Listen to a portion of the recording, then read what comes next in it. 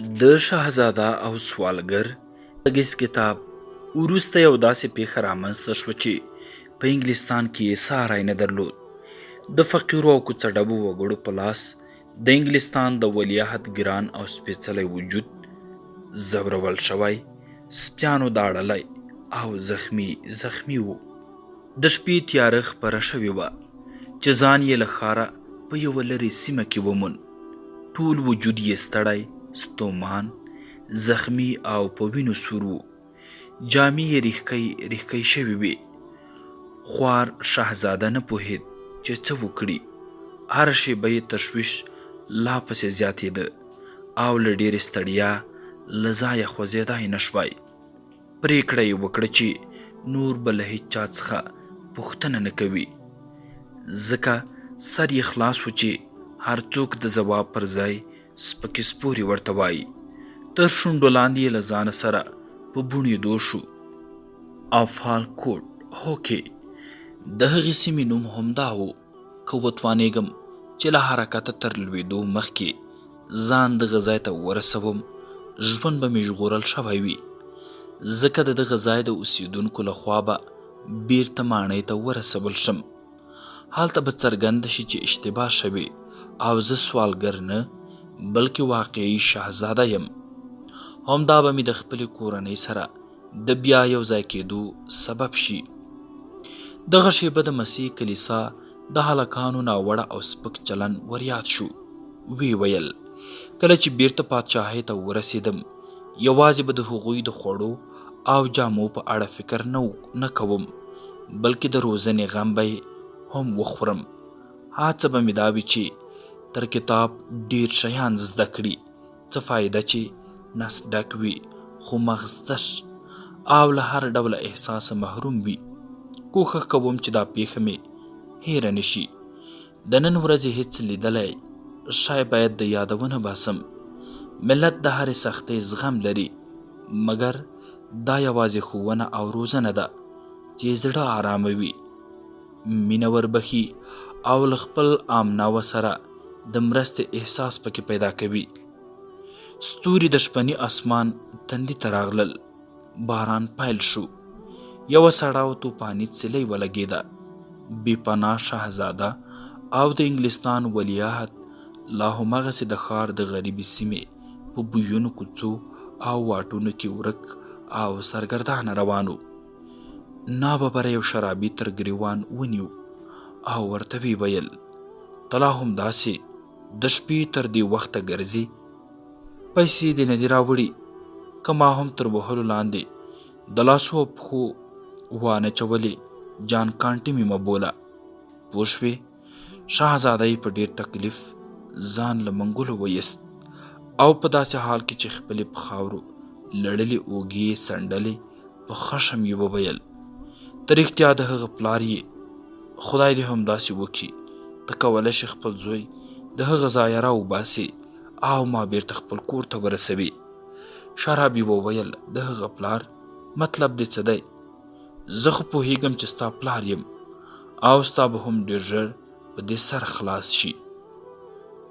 شهزاده وویل اوف ته خدای که به مې ځوروې، په بې ځایه کائناتو مې وخت مه رانیسه. زه هم ستړی ستومانه او زخمی یم. حوصله مې بیخي خلاصه شوې ده. ما خپل پلار علي حضرت پاچا ته بوزه. دونه دنیا به درکم چې تر اوسه دې په خوب کې هم لیدلې نه وي. ای سړیه، د خدای په پار مې خبره ومنه. زه درواغ درته نه وایم. ما وژغوره. زه د رښتیاګو د انګلستان ولیعهد یم. سړي هلک ته رډ رډ کتل. چوپ و، هېڅ یې نه ویل. شېبه وروسته یې سر وښوراوه او د پیغور په دود یې وویل ځغله احمقه، رښتیا چې عقل دې د لاسه ورکړی. وروسته یې لاس ور اوږد کړ، تر ګریوان یې ونیو او په ترخه خندا یې ورته وویل که پر سد یې که بې سده پر ما فرق نه لري. زه او انا به در سره جوړ شو. پر بدن دې جوړ ځای ولاکه پرېږدم. که پر خپل قول ونه ختم نر به نه یم. شرابي تر دې خبرو وروسته شهزاده په ځان پسې کش کړ. هغه لاس و پښې وهلې د شرابیانو او کوڅډبو یوه لویه ډله پسې وه او پرې خندل یې. تر یوه څه تګ وروسته هغوی دواړه د یوه کور تر شا له سترګو پټ شول. د ټام د یوه اصل زاده په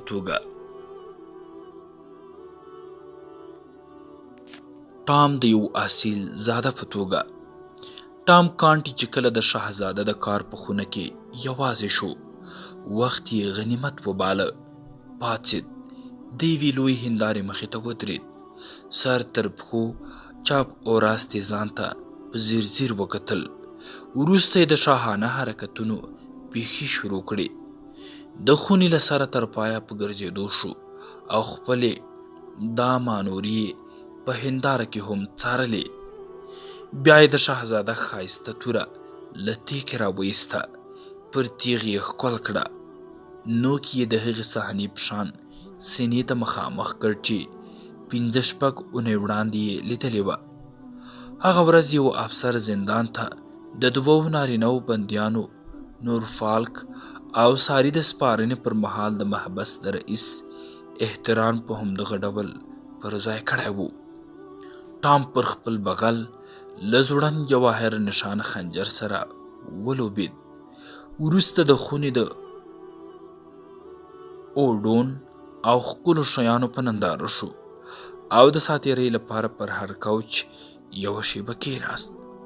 وروسته یې له ځانه سره فکر وکړ، څه به وشي که د افالکرټ سیمې هلکان هم همداسې اوس په دروازه راننوځي او ما په دې پرتمین حالت کې وویني.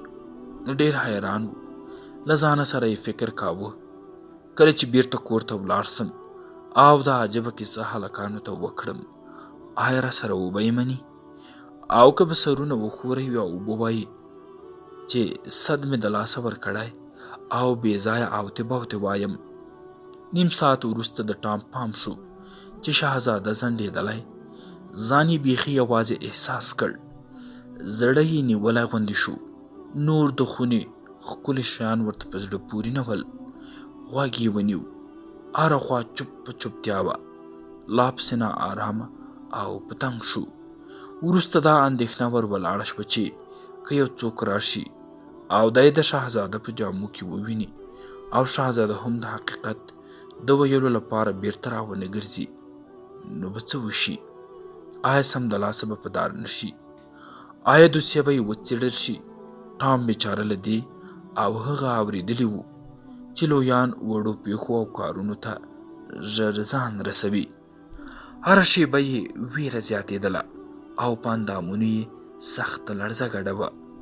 وروسته په داسې حال کې چې له سره تر پښو یوه ټوټه ډار و، د ګاونډۍ خونې د دروازې پر لوري روان شو.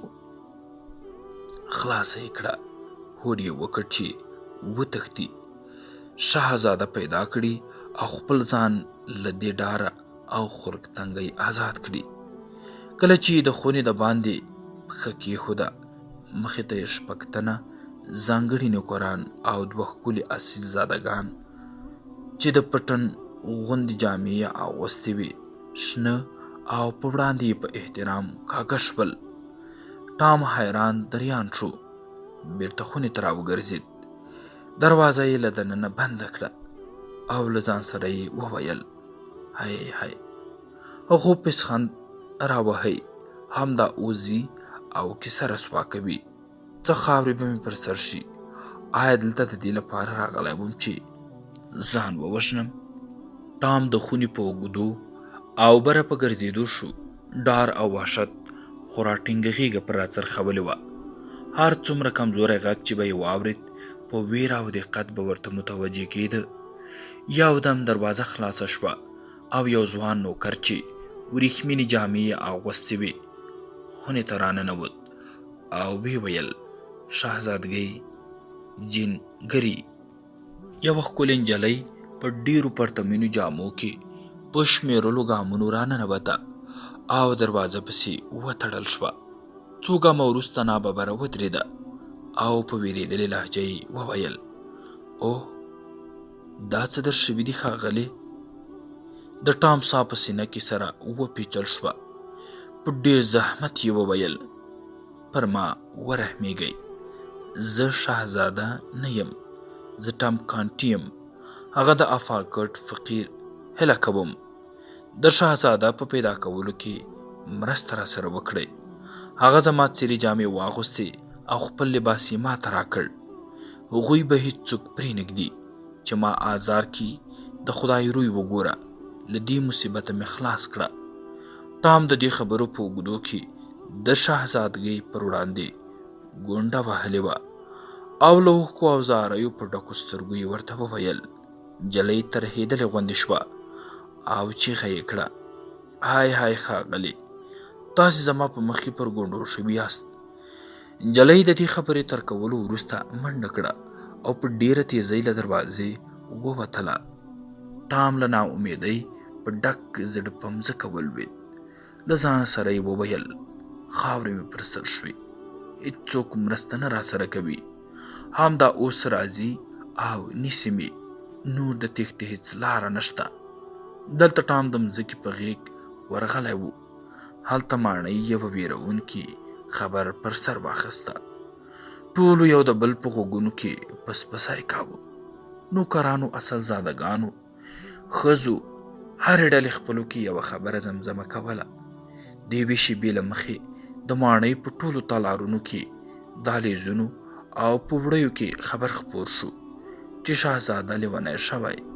لږ وروسته د ماڼۍ ټول اوسېدونکي په دهلیزونو او سالونونو کې واضح خولې ولاړ او سره غږېدل. پر څېرو یې ویرې او ډار سیوری غوړولی و. ناڅاپه درباریانو له منځه یو افسر رابیل او په لوړ غږ یې اعلان وکړ، د اعلی حضرت شهریار په لوړ نامه هر چا که دغه درواغ نشر او د قصر د باندې ویستل، د اعلی حضرت په فرمان به ووژل شي. ناپبره د زمزمو څپه ماته او چوپتیا خپره شوه. شیبه پس په دهلیزونو کې پسپسی شو چې همدا اوس شهزاده راځي او د بې ځایه اوازو لړۍ ته د پای ټکی ږدي. شهزاده را روان دی. ټام خوارکی په لړزندو ګامونو روان و او د هغو درباریانو مخې ته چې سرونه یې کږول او احترام یې پر ځای کاوه په زحمت تېرېده. بېوسه ټام خپلو دوو طرفونو ته غځېدلي صفونه په ترهېدلو سترګو وڅارل.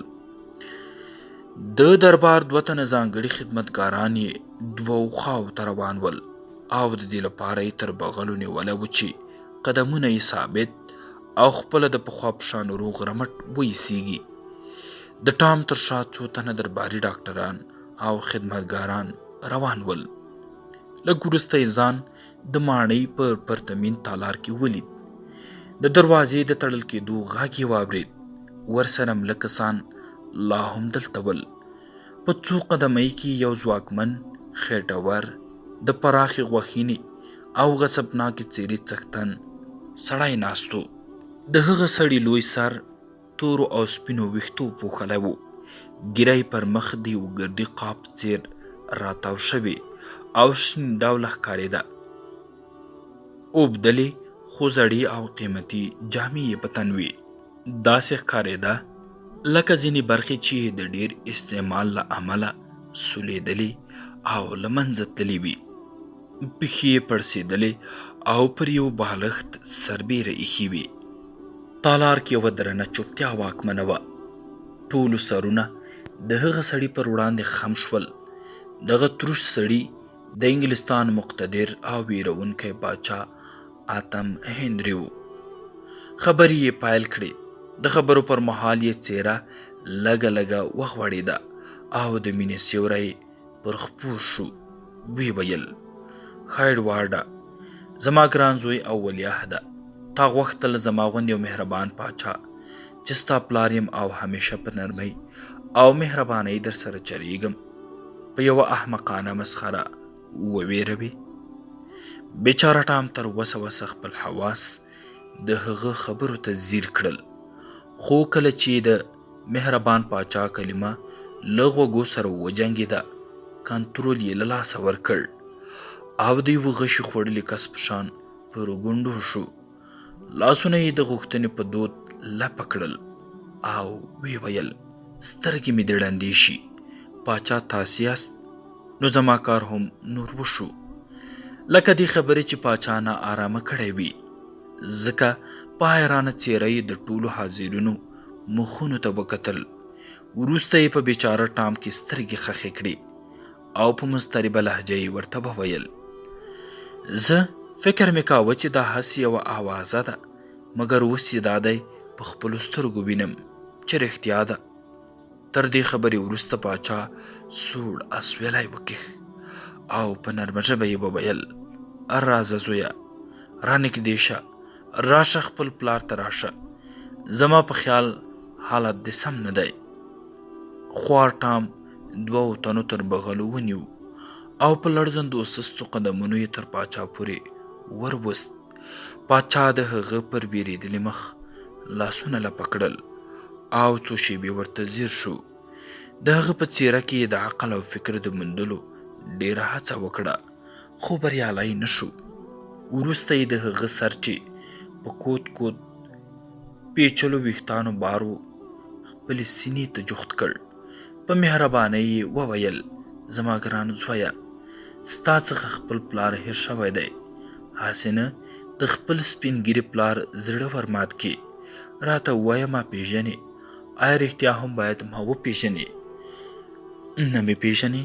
ټام وویل ولې نه، ولې نه، تاسې زما پاچا یاست.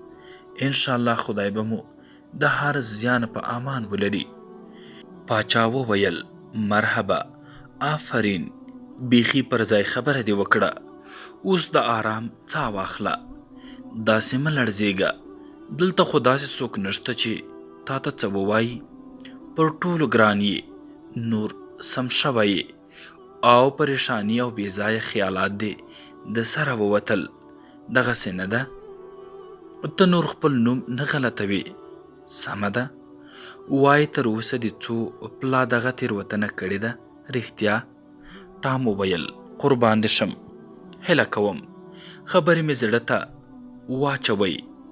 زه رښتیا وایم، زه د دې هېواد یو فقیر او ټیټ ذاته اوسېدونکی یم. ستاسې د ملت په یو غریبه کورنۍ کې دنیا ته راغلی یم.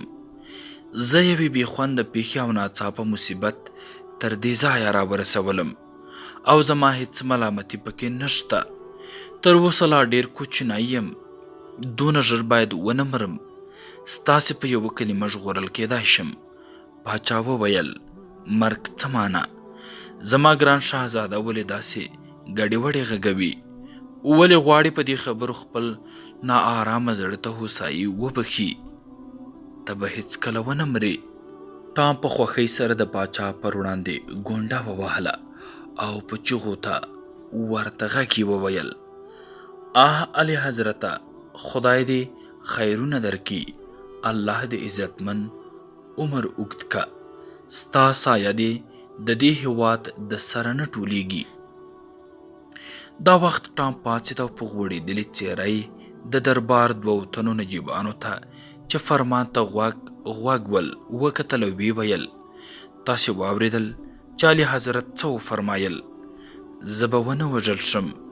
خپله باچا وفرمایل هېچا څه ونه ویل، مګر هغو دوو تنو د احترام په دود سرونه خم نیولي ول. ټام د څه وخت لپاره په وازه خوله د دې منظرې په ننداره و. بیا یې زړه د ډار منګولو ته ولوېد. په اضطراب یې پاچا ته وکتل او ویې ویل آیا اوس د تلو اجازه راکوئ؟ پاچا وویل د تلو اجازه؟ هر وخت تلای شي، مګر ولې د خپل پلار څخه دونه ژر بیلیږي؟ زړه دې نه راسره غواړي؟ چیرې تلل غواړې؟ ټام سر ځوړند کړ او په درنښت یې وویل لکه چې خطا وتلی وم. ما چې ویل نور د خپل سر یم، ځکه مې نو غوښتل خپل فقیر کور ته ولاړ سم، هغه کور چې پکې زیږېدلی یم، چې په بدبختۍ پکې لوی شوی یم، چې همدا اوس مې مور او خویندې ژوند پکې کوي او زما خوارکۍ ځاله ده. زه د پاچاهۍ د ژوند سره هیڅ عادت نه یم. اعلی حضرت ته هیله کوم پرېمږده چې خپل کور ته ولاړ شم. پاچا یوه شیبه ورته ځیر شو. له څه ویلو پرته یې سر ښکته واچاوه. پر څېره یې د اندېښنې تورې لړې راخپرې شوې. وروسته یې په داسې حال کې چې کوښښ یې کاوه ځان هیلهمن وښیي وویل: دا هلک لکه چې په موقت لیونتوب اخته شوی دی او بل څه نه دي. خدای دې وکړي چې اوس یو بل امتحان ځینې واخلم. په لاتیني ژبه یې له ټام څخه پوښتنه وکړه. ټام هم په سختۍ او ماته ګوډه ژبه ځواب ورکړ. پاچا خوشحاله شو او خپله خوښي یې څرګنده کړه. د درباري نجیبانو او ډاکټرانو د تندي ګونځې هم هوارې شوې. پاچا وویل: دغه ځواب که څه هم سل په سل کې سم نه و او د ده د معلوماتو سره یې ارتباط نه درلود، مګر دونه معلومه شوه چې عقل ته یې لږ تاوان اوښتی او پوره لیونی نه دی. تاسې ښاغلي څه نظر لرئ؟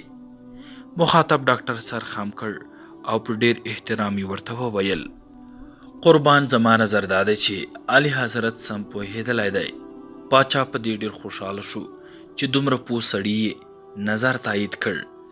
ورپسې یې په ډاډ سره وویل: اوس ټول متوجه شئ. زه بیا هم غواړم هغه وازمایم. په فرانسوي ژبه یې پوښتنه ترې وکړه. ټام چوپ پاتې شو. دا چې د ټولو حاضرینو سترګې پکې خښې وې سخت مضطرب شو او په ترهېدلې ژبه یې ځواب ورکړ: اعلی حضرته، د دې ژبې سره بلد نه یم. د دې خبرې په اورېدو پاچا ځان پر یوې شاته پرتې څوکۍ خوشې کړ. څو تنو د مرستې په دود ورمنډه کړه، خو د شاته ټیل وهل او وی ویل: پرېمږدئ، خیر و خیریت دی. ماز یو څه کمزوري را باندې راغله. در پورته مې کوي. اوف، بس ده، زویه رانږدې شه. خپل پریشانه سر دې د پلار پر سینه کېږده. یو ګړی استراحت وکړه، ډېر ژر به جوړ شي. پاچا د حاضرینو خواته وکتل. یو دم یې د مخنۍ نرمي ولاړه او څېرې یې ویرونکې بڼه خپله کړه. ټولو ته یې په خطاب کې وویل: ټوله یې په ښه غوږ او په غور واورئ. زوی مې لیونی شوی، مګر دا عام او همیشنی لیونتوب نه دی، بلکې ډېری زده کړې او مطالعې یو څه اغېزمن کړی دی. تر دې وروسته د درس او مکتب څخه بند دی او باید ولاړ نه شي. کلکه څارنه او پالنه یې وکړئ. په رنګارنګ ورزشونو، تفریحاتو او لوبو یې بوخت وساتئ چې بیرته روغ شي. پاچا پر خپل ځای یو څه راپورته شو او خپله پرېکنده وینا یې وغځوله. هو، هغه لیونی شوی دی، مګر بیا هم د انګلستان د تاج او تخت وارث دی. لیونتوب یا هوښیاري په دې پرېکړه کې هیڅ بدلون نشي راوستلی. ښه غوږ شئ او ټولو ته ووایئ چې که هر چا د ده د لیونتوب په باب څه وویل، د مملکت امنیت او سلطنتي ګټو ضد کار یې کړی او په دار به وځړول شي. یو څه اوبه راته راوړئ. زه چې وایم اور مې واخیست. دې پیښې بیخي بدل کړی یم. راشئ ګیلاس راپورته کړئ. ما ونیسئ. ښه بس ده. وای زوی مې لیونی دی. ښه که تر دې لا هم بد شي، بیا هم د انګلستان ولیعهد دی. زه د یو پاچا په حیث دغه فرمان توشیح کوم. دی به هم دا نن د دې سرحدونو او هېواد د دود او دستور سره سم د ولیعهدۍ په القابو وویاړل شي. ښاغلی لارډ هارټفورډه، دغه کارونه ډېر ژر اجرا کړئ. یوه درباري نجیب د پاچا د تخت پر وړاندې ګونډه ووهله او وی ویل: تاسې محترم دې خبر یاست چې د افتخار د انګلستان د لوی مارشال دنده ده، خو هغه لا تر اوسه بندي دی او حضرت عالي په هکله کوم امر. پاچا یې په خبرو کې ورولوید او وی ویل: بس که، د هغه په نامه مې غوږونه مه راخوره. آیا تر ابده به ژوندی وي؟ آیا نه غواړي زما د امر تعمیل وسي؟ آیا ولیعهد باید همداسې سرګردانه وي؟ پوهیږئ ولې؟ آیا دا په دې خاطر چې د انګلستان دغه پلن او اوږد دربار حتی یو داسې شریف مارشال نه لري چې د ګناه څخه پاک او سپېڅلی وي او وکولی شي لازم تشریفات او آداب ترسره کړي. د خدای په جلال قسم چې داسې نه ده. ژر تر ژره مجلس خبر کړئ چې تر لمر لوېدو مخکې د نور فالک د محکومیت حکم راته راوړي، که نه هر ډول مسؤلیت به د هغوی پر غاړه وي. لارډ هارټفورډ وویل د اعلی حضرت اراده قانون دی.